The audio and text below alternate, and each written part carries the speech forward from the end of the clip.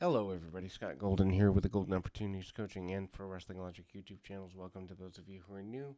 This is the Pro Wrestling Logic YouTube channel for the New Japan show on the 10th of October, 2022. In-ring acknowledgement of the passing of Antonio Inoki, the founder of New Japan World Wrestling. Excellent video package highlighting his career. And if you're not a member of the New Japan World event series, worth going out of your way to see the various matches in the collection highlighting him and also his contributions to the pro wrestling industry as well as combat sports in general is there. The Wrestling Kingdom 17 for 2023, January 4th, will be dedicated in memory of Mr. Inoki, and the speech ending promising to march forward and continue his legacy and approach. Mr. Saguchi entered the ring with a picture of Inoki accompanied by a 10-bell salute. Beautiful ceremony and definitely worth going out of your way to see if you didn't see this. David Finley, Robbie Eagles, and Ren Narita defeating El Desperado, Kanemaru, and Doki. Ren, son of Strong Style Narita, is a superstar in the making. He has defeated Juice Robinson, and he also wins tonight as the last legal man for his team. Narita starts his return from international excursions with a bunch of strikes on Desperado, gains a lead, match breaks down into all the heels taking things to the floor. Not a typical six-man bout here, but Desperado and Kanemaru and Doki work over isolating Narita from his partners for the first several minutes here. Eagles and Finley eventually get in the ring, saving Narita from his challenges, and he's left alone in the ring with Doki. Narita then scores near fall after a bunch of suplexes. Doki fights back, and Narita catches him with explosive belly-to-belly suplex, bringing the match to a close and giving him the win. After the match, Narita grabs the microphone and cuts a promo, basically saying that he wants to be the focal point of New Japan Pro Wrestling. I think it's a while before that happens, but he's certainly well on his way. Zack Sabre Jr. and Takiuchi, Dangerous Techers, or Techies, defeating Shane Haste and Bad Dude Tito. TMOK. Decent enough match. I'd love to see Zack Sabre Jr. not in tag matches nearly as much, because I think Zack Sabre Jr. is the best technical wrestler in the world right now, certainly in New Japan. But them throwing him into tags seems to be the way they go about things. Tito and Taguchi opening the match. They pass off to their partners pretty quick. Haste tries to out-grapple Zack Sabre Jr., but doesn't get where he wants to with that. Tito tags in. He overwhelms Jr. to the point of basically keeping him off balance for the next several minutes.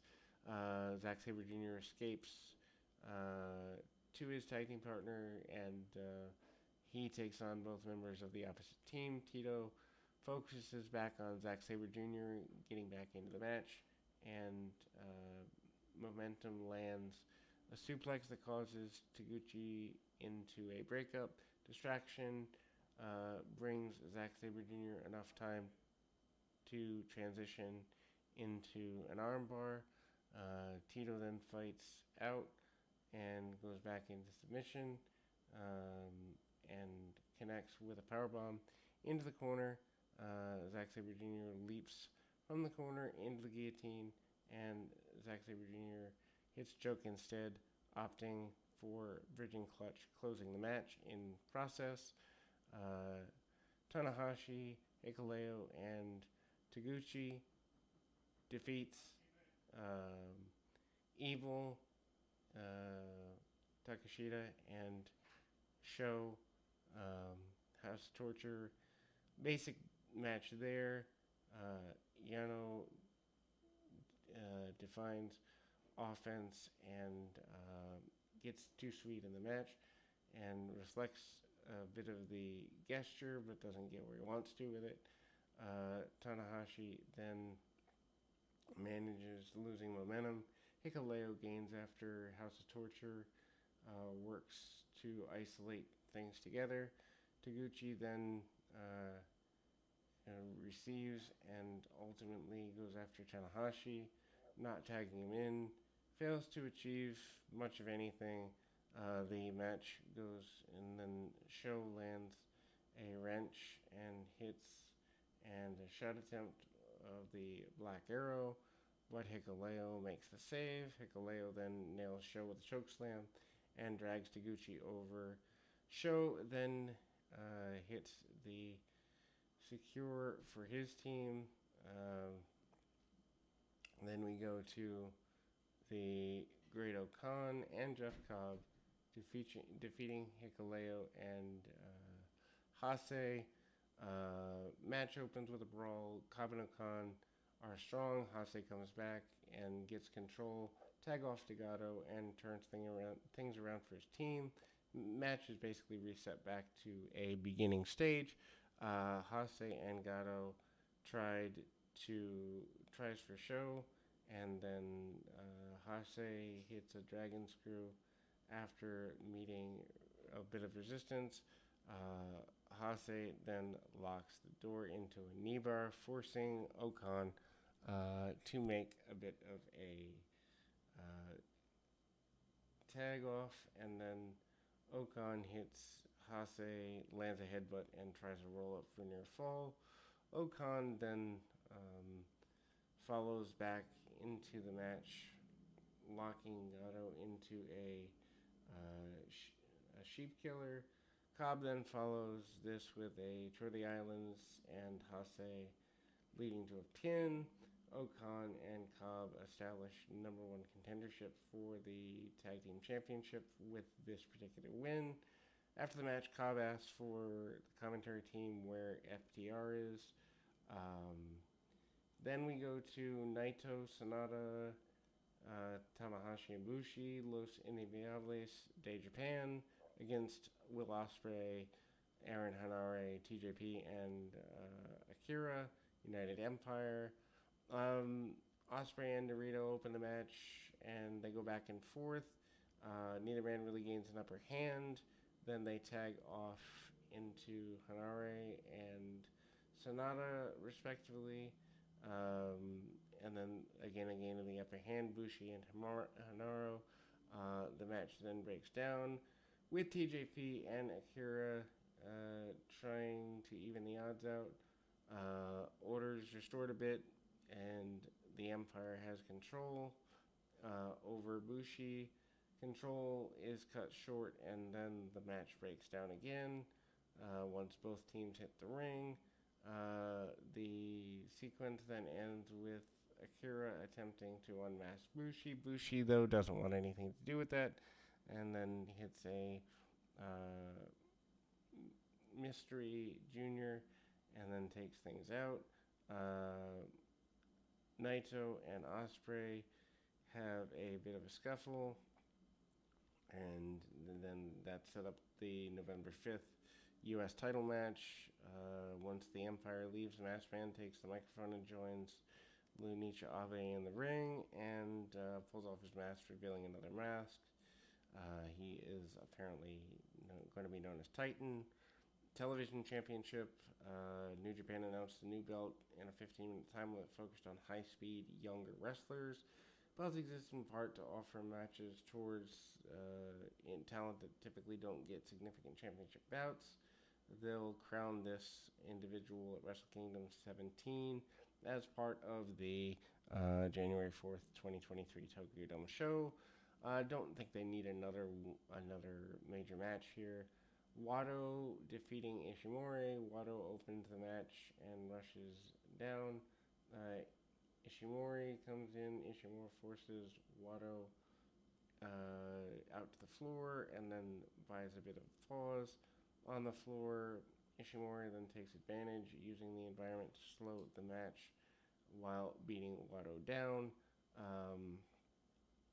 And then ultimately, back in the ring, Ishimori maintains a bit of pace, keeping things grounded. Wato then eventually lands a rally and misses quite a number of matches there, slamming Watto into the ring post and hits a shoulder breaker, securing a submission hold.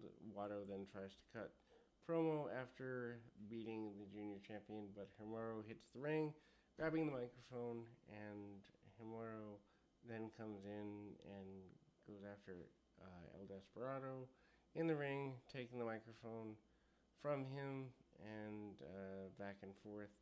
The Ishimori grabs the microphone and invites a four-way title match. Takagi defeating El Phantasmo in the next match. The KOPW contest here.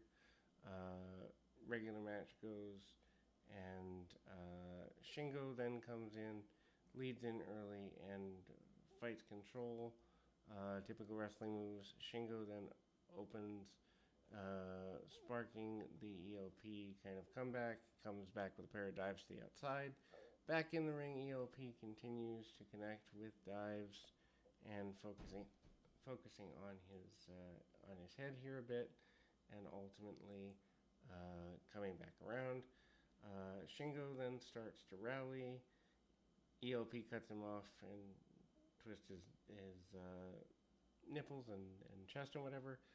Shingo then answers with a sudden DVD and opens and establishes control, and then ultimately the match comes back around. A strike exchange by EFO. ELP then comes back.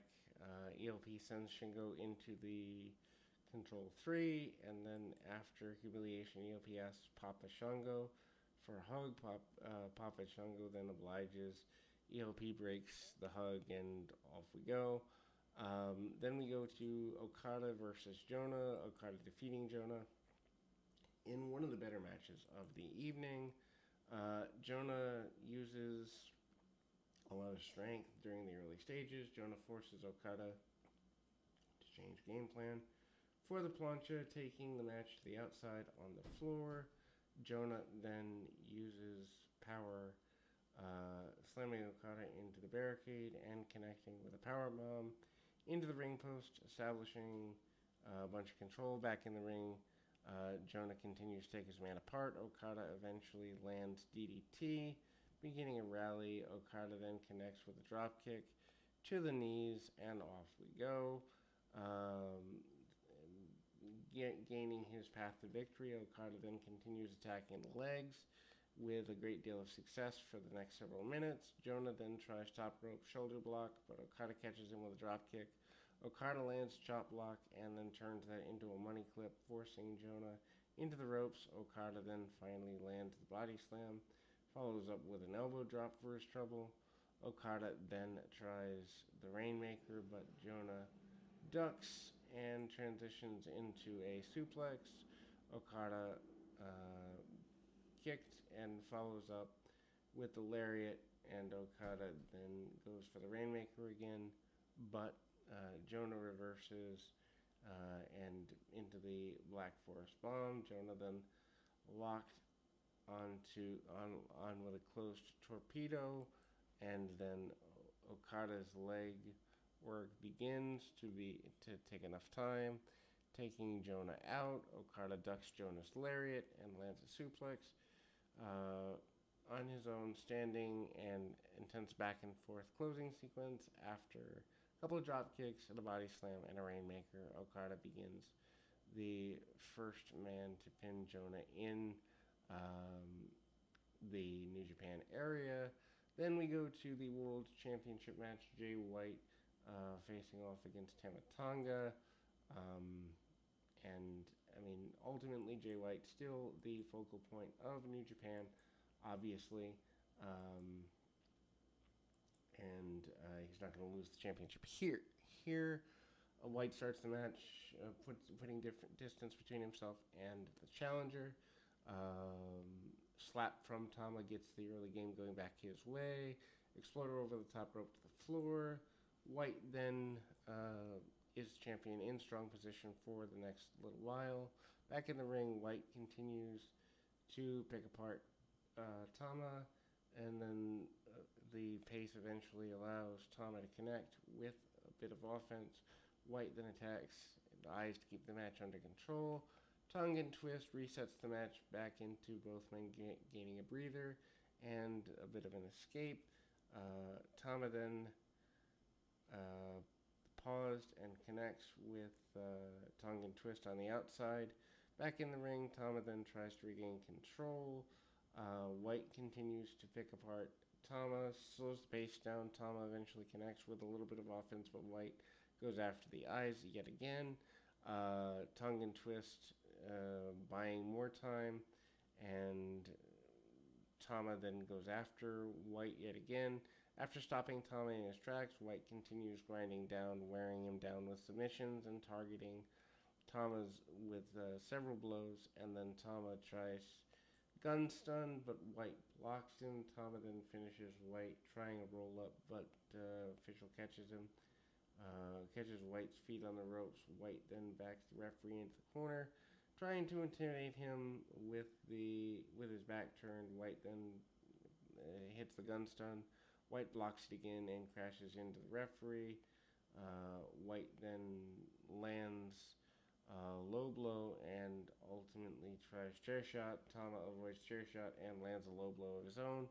The referee comes back, and then Tama considered using the chair himself, but chooses to remain on the right path, and Tama then handles the official and then hits the approach, and ultimately White and Tama trade a bunch of chops, hitting the center, and then after a fast sequence finisher attempt, we draw near the close of the match after avoiding another gun stun and a second rope gun stun. White hit Tama with the Blade Runner in the match and retains the championship.